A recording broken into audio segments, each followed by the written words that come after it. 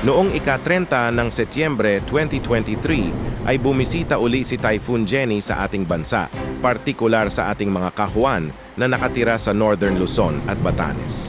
At sa kanyang pag-alis, siya ay nag-iwan hindi lamang putik at mga nasisirang gamit, kundi pati na rin mga sugatang damdamin at naudlot na mga pangarap.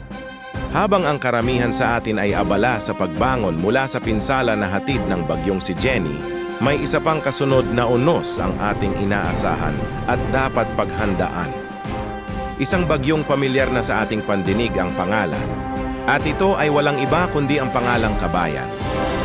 Ang pangalang Kabayan ay hango sa salitang Filipino na nangangahulugang kababayan o countryman.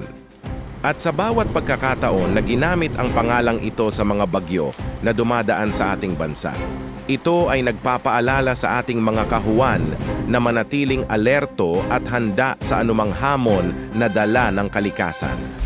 Panoorin ang video na ito para sa dagdag kaalaman tungkol sa kwento, kung ilang beses nang ginamit ang pangalang Kabayan sa mga bagyong dumadaan sa Pilipinas mula noong taon 2003.